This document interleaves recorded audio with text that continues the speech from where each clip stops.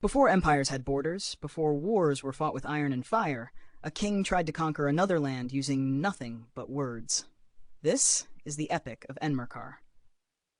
In the ancient city of Uruk, where sun-baked bricks glowed gold at dawn, King Enmerkar stood beneath towering walls and looked east, toward the distant, glittering land of Aratta.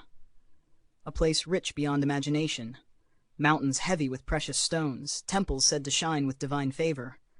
And Enmerkar wanted it to kneel. But not with armies. He sent a messenger.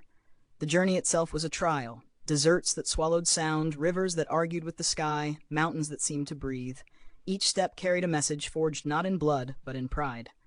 Enmerkar demanded tribute, submission, recognition that Uruk stood chosen by the gods. When the messenger finally reached Aratta, the lord of that land listened and laughed. Aratta would not bow. Back and forth the messenger ran, his breath shortening, the words growing longer, heavier, more complex. Each king sharpened his demands. Each message became a test of endurance, memory, and will. At one point, the words became so long that the messenger could no longer remember them all. And so Enmerkar did something unprecedented. He pressed symbols into clay. Language was no longer spoken alone. It was fixed, frozen, undeniable.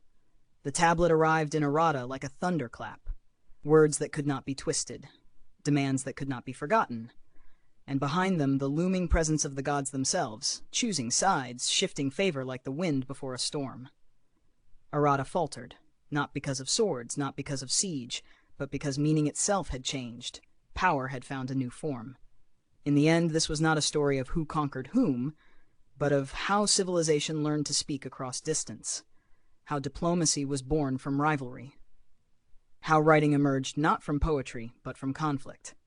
And as the dust settled between Uruk and Aratta, humanity stepped quietly into a new age, one where words could outlast voices, and ideas could travel farther than armies ever could. If stories like this awaken your curiosity about the ancient world, take a moment to like, share, and subscribe, and leave a comment below.